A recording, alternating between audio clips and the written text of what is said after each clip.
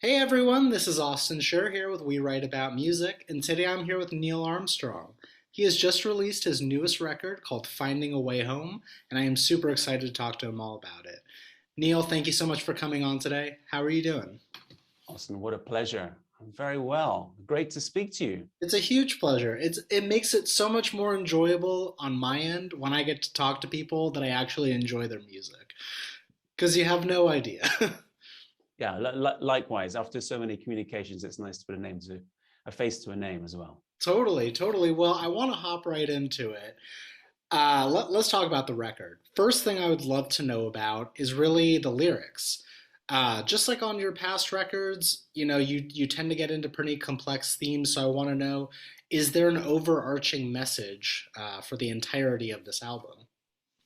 Absolutely. So I work with a lyricist. He's my co-producer, and he's called David Will Mitchell. And David and I started writing this album when we were just finishing off the last one. So there were a few songs that didn't quite make it on the last one. And the last album, which was called Nearly Life, came out a year ago. And it was written in lockdown. And the theme of Nearly Life was a bit dark. It was about falling from grace, falling from height. It was about decline, and in some senses about despair. And we really wanted to leave that behind and Yeah. climb our way back up. As in many ways, this album, Finding a Way Home, sits as a sister album to Nearly Life. It's almost kind of a double album. Hmm. And this is a search. I think everyone during the crisis, during the pandemic, has had to reassess where home is, because we've been stuck in a place, unable to travel, unable to see family and friends. Right. And coming out of the pandemic, I think everyone's priorities have shifted a little bit. And so we were really looking to use that theme. And there's themes of darkness and light, but also searching and finding the way home. And some of the songs, that's really obvious. Like the album opens with a song called Going Home. Sure. And then we make our way. There's a couple of songs which are very much about traveling, in Manhattan or running in Paris. And both of those songs were actually written when we couldn't travel, but we wanted to sort of to travel in our minds and with the music. And then the final song, Finding a Way Home, actually the idea with that was about a spaceman wanting, looking at Earth and dreaming of coming home. So it's all about the return to a normal, and to a home, whatever we want that to be. I love that. You can definitely sense the connection from the last album to this one, lyrically and sort of in the message as well. So I wasn't gonna mention that it felt like a sister album, but I'm glad that you were the one to say it because Yeah, I can that's definitely great. sense that. Yeah. I have to talk about the production side of things as well Mm. because once again, you've nailed it. It sounds beautiful.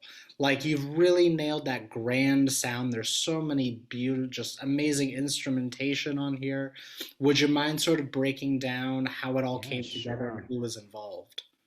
So the way it works is that when David and I are in our sort of composition phase, I write on the piano or a guitar, Hmm. and we just ping MP3s backwards and forwards, and it's very, very simple. And then at the point at which we decided which songs were going to go into the album, then I got into this studio that we're in now. This is my home studio, where I where I lay down all the keyboard tracks, all of the vocals. I played bass on this album.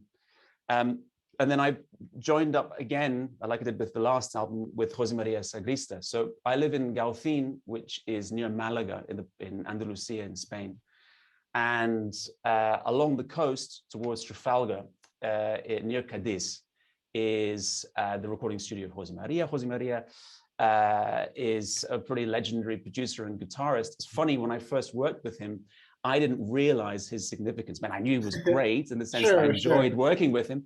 But when I first asked him if he would play guitar, I didn't know that I was kind of asking the Andalusian Mark Knopfler to play with me. I didn't understand it, and it's lovely because when I play the music live, the music the expat crew here enjoy the music because they're listening to it in English in their native language. Yeah. But the local Spanish guys also enjoy it because it has the connection with Jose Maria as well, and they all know of him.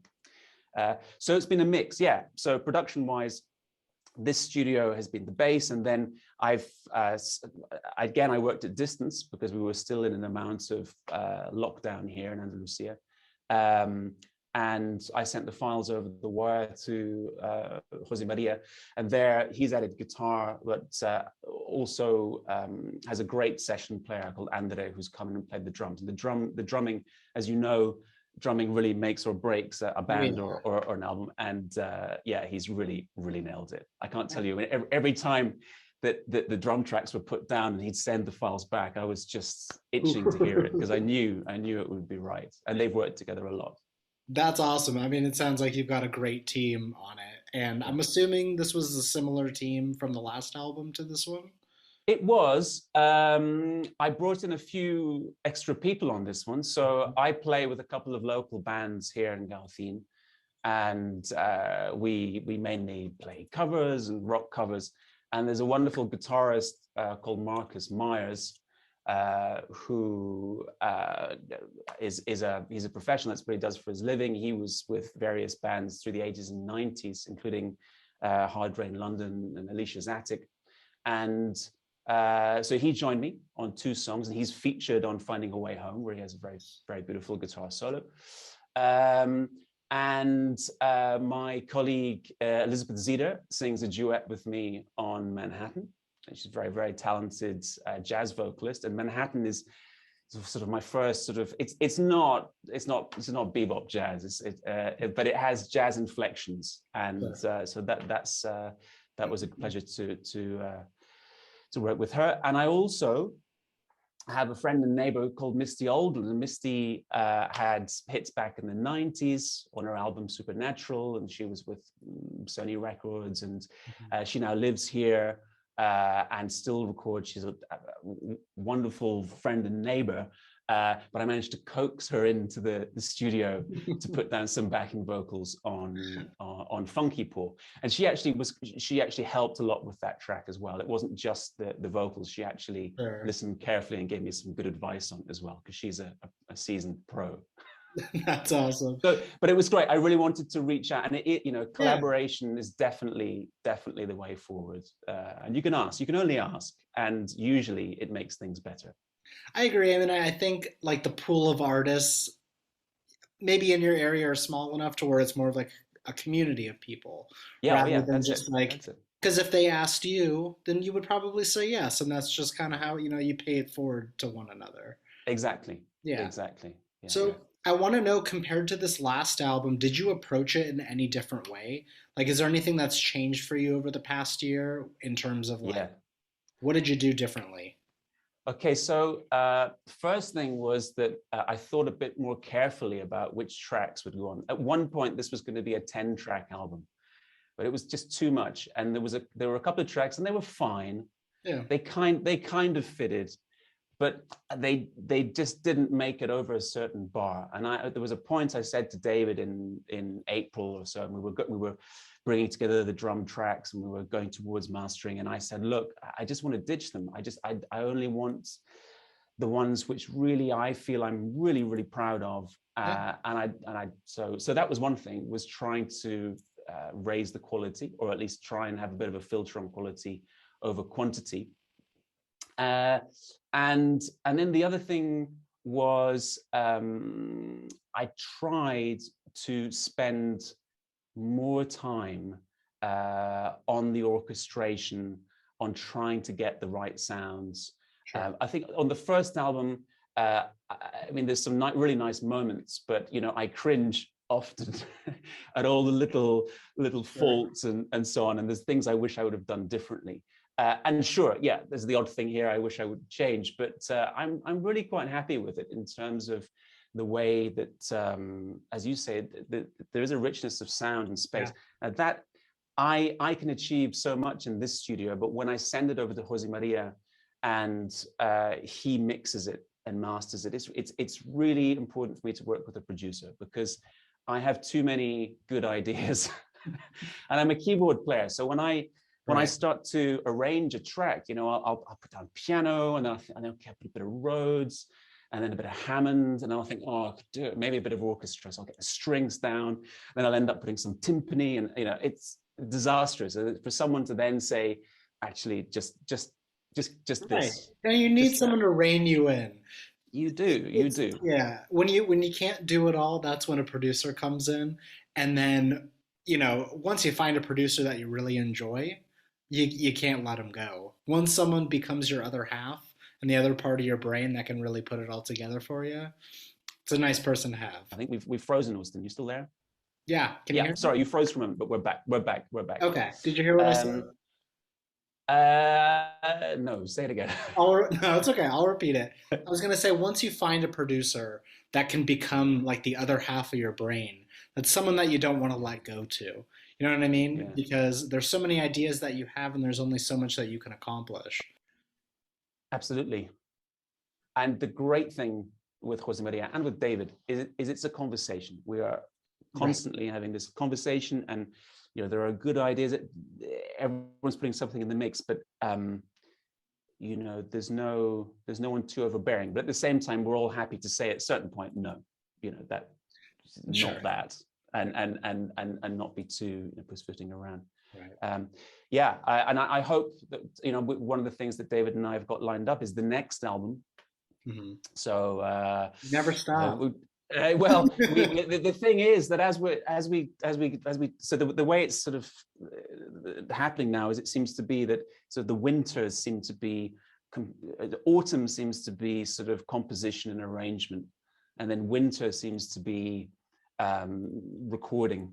Okay. And spring is kind of getting it together and mastering, and then summer is live play and launch, and that's great. I mean, it's a lovely cycle to have. Okay. So I really want to keep that going, and we've got a new album lined up with a working title of Tightrope, and I'm very excited. And at one point I did think, will I stay with the same team? Should I find a new producer? But I think at this point we'll I don't want to do the same thing. I'm looking for a different sound. But I am still going to, I've got such a great team together that I think there's more to come from here. Because there's a temptation to say, well, let's do something completely different, but not yet, not while it's so good. I wanted to go back to one thing you said about quality control. Yeah. Because there's a lot of artists out there that can't seem to help themselves when it comes to bloating up their albums or putting too much filler on albums. Right. So I want to thank you for putting together an 8-track album that is the best of what you've got, rather than putting together 20 mediocre songs. I think that for people that listen to you for the first time and really experience your album from start to finish, they can appreciate something that's in the 30-minute range rather than the hour for someone that they may not be. Oh, it's way too, the hour is way too much. I even, I'm aware that actually, how many people are still really listening to albums? It's very, very few. Hopefully, as many as possible, I hope. But I'm aware that one of the things I did this time, I didn't do last time, was I trailed a couple of singles before. Yeah. And that was a really good idea, because what I found in the launch of the last album was that some of the tracks that I thought were actually better got kind of lost because people sort of dive in at the beginning and then some don't finish. So it was quite good to get a couple of the ones that I thought might get lost out, and then people can make their way through. But it is interesting. I think that maybe this winter, rather than do a full album, the next one might be a couple of EPs, because one of the difficult things to keep a hold on with an album, and you've got 8 or 10 tracks or more, is just the sort of mental logistics of it all. This, and you've got to be really organized.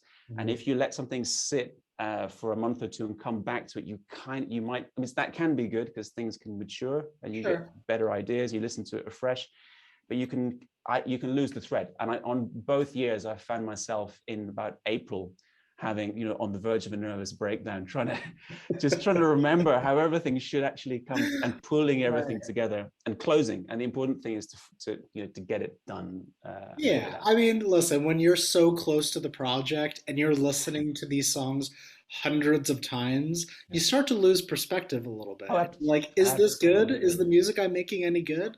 I've heard these songs a Mhm. million times at this point. So I My think fam. with Sorry. singles, you definitely are able to get more feedback from people, and then, you go from Yeah. there. Yeah. My family are quite a good bellwether. I do, and I've That's got a nice connection, a nice group of family and friends that I ping things to. Some of them musicians, some of them not musicians. But there's, you get to know the sort of people you can rely upon for honest feedback, and sure. that's really Yeah, important as well. that's Yeah. nice. So one thing I wanted to know from you, for someone that has gone from, you've gone through the process, you've gone from start to finish on writing, recording, and promoting an album. Is there one thing specifically that you enjoy the most about the entire process from start to finish? Yeah. Singing the vocal, singing, singing uh, the ultimate vocal take Hmm. on each track, because usually, it's the way I'll do it is I'll build it up in a kind of a model version, Okay. and then agree with myself, the producer, the final version, send it across to the studio, the drums get put in, and then on the final version, then I'll sing the final vocal take. And by that point, I've thought about it so much, and I've and Dave and I have been tweaking the lyrics, that it really feels a great moment to kind of cap it off. Yeah. You have to be careful not to overthink it, though, because sometimes Sure, sure. the very first take you do is the best, the early one, and one of the things I've learned is to make sure, if you're going to record it well at the very Yeah. beginning, because there's nothing worse than having, something which really has a good feeling, but for some technical reason you haven't really captured the moment. I like that.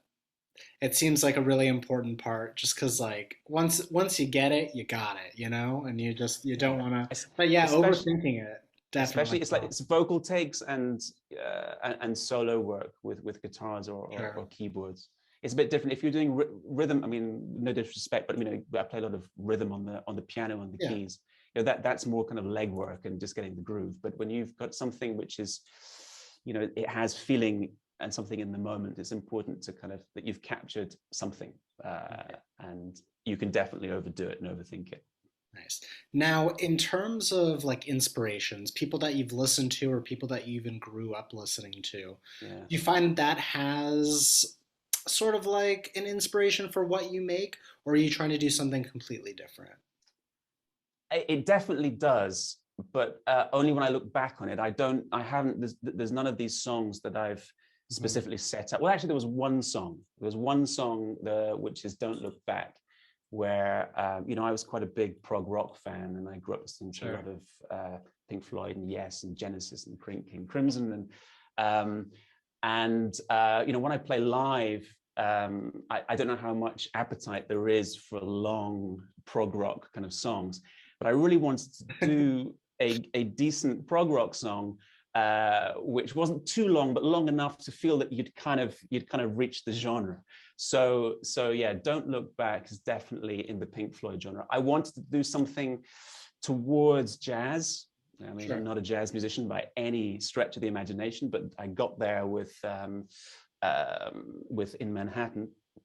And then, I used to listen to a lot of Queen. There's one of the singles I put out. It's called Moon, and Moon is a very sort of Freddie kind of ballad. Yeah. It's piano and voice, and I have really no regrets in my life, apart from I wish I could maybe have another 5 notes in my range, because Sure. I really top out about a top F or G, and Nice. yeah, so I've involved the genres that I like, but without really mimicking any specific band. Totally. I mean, if there's one thing that I can say about your music as a whole, is that there's a ton of different genre influence. You're not Yeah, just getting a rock album, you're not just getting a yeah, pop album.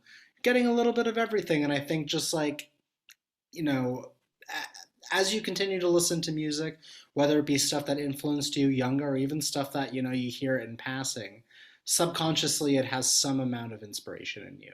Absolutely.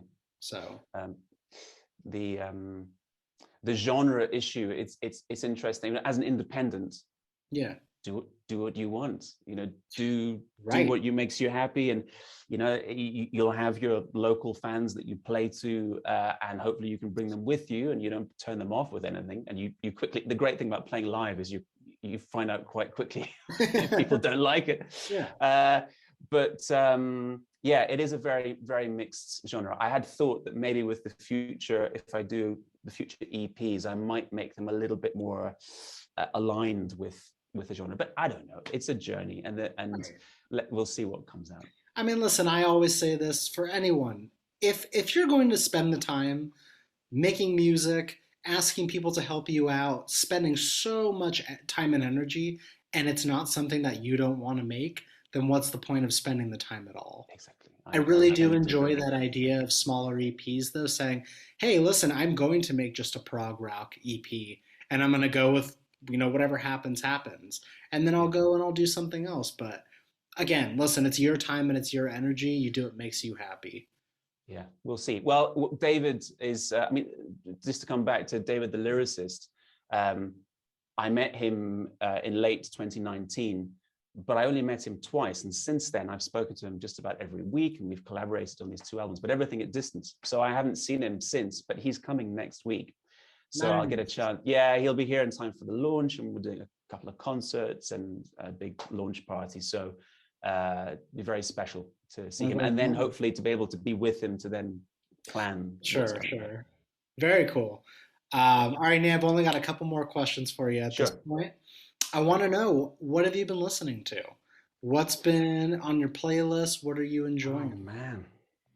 Uh, I have, well, two things. One is that my daughter, who is 7, has recently taken over. Well, she uses my Spotify profile, so I'm, I'm getting quite a lot of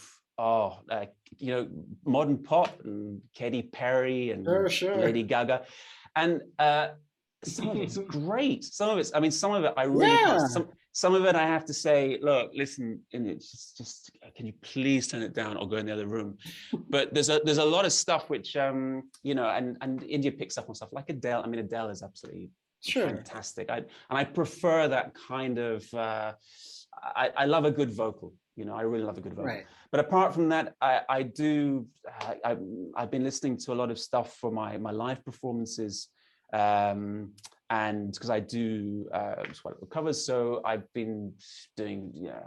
I'm very much enjoying Neil Young. I've been going back to listen to Harvest Moon, and things like that. Also, Joni Mitchell recently had the anniversary of the launch of Blue. I went back and listened to that again, and oh my God, it's just fantastic. And I do like to listen to a bit of, I'm quite eclectic, really. I mean, I can tell. It's a bit of everything. But the trick, the thing I kind of miss, or the thing I'm trying to do a bit more consciously, is really to really take time to listen to music. And the nice thing, people are sending me music, which is great, but to really sit down and properly listen. I recently produced my first music for another group. They came here and I recorded in the studio. And that's great because they're a Spanish group, and they're singing in Spanish and they're playing sort of flamenco bossa style. So that's wonderful. Networking with musicians, and, that's really good. Definitely opens your eyes up a little bit, but yeah. All right, Neil, my last question for you, and it's how I like to wrap things up. Okay. Question is, for the person that is going to discover you from this, and for the person that is going to listen to your music for the first time, what is an opening message that you'd like to say to them? I've always wanted to write meaningful songs. Music is a very special place for me, and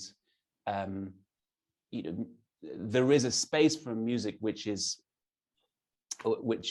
pure frivolity, but there's something I think what I really like to do is engage with the lyric, and create a soundscape around it. So I would say if you're in the market for meaningful songs, then here I am. There you go. And I will back that up All 100%. right. Neil, Thanks, thank Austin. you so much for your time. It has been an And absolute you, pleasure getting to talk to you. Uh, equally. for everyone else out there, Finding a Way Home is out by the time this comes out. And also check out the rest of his music because it is seriously fantastic. Listen, start from the beginning and work your way through to the top of the discography. There's a lot of gems in there. So just thank you for doing what you're doing and making great music. Oh, listen, take care, man. That's great. I Enjoy the rest of your yeah. time in Europe. Yeah. Thank you. I hope you have a great rest of your day, and we'll definitely Okay. be speaking soon. All right. All right, take Adiós. care. Bye Hasta bye. luego. Bye bye. Bye.